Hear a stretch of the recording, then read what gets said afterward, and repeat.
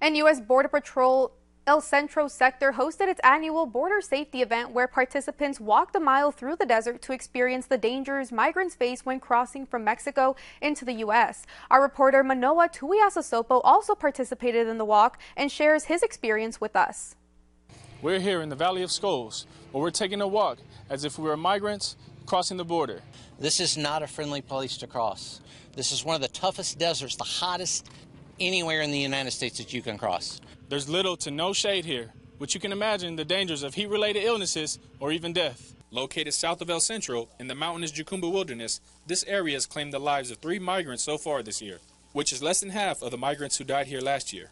The amount of deaths on this part of the border has dropped over the past 5 years because of this event. We've only lost 3 lives this year, 9 last year. Border Patrol says even for those who do cross without injury, those who are caught in the act will face the consequences. If you cross in this area, in El Centro sector, we're going to do the utmost to do our job, whether it be to help somebody that's in distress or to arrest them and put them behind bars. They're going to receive the harshest consequences that they can get. According to the El Centro sector, the majority of migrants who are caught crossing illegally are usually single men, but occasionally they'll encounter families with young children.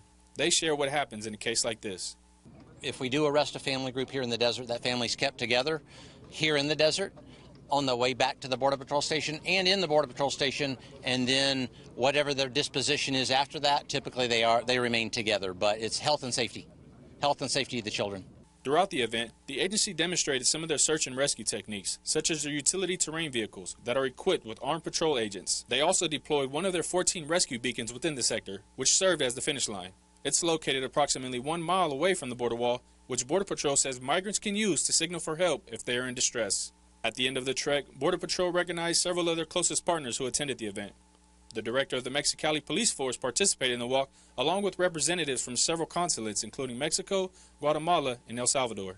Walking through those very difficult lands to these landscapes just is the best example of what you have to face if you enter through that way. Desert must be not an option. The United States Border Patrol says that this event is to save lives, and with summer just beginning, the heat and the danger is increasing. Reporting in El Centro, Manoa Tuiasosopo. And just to put things into perspective, crossings are continuously going down in the El Centro sector. In April, agents there saw about 1,300 migrant encounters. That's less than half of what they saw during the same time last year.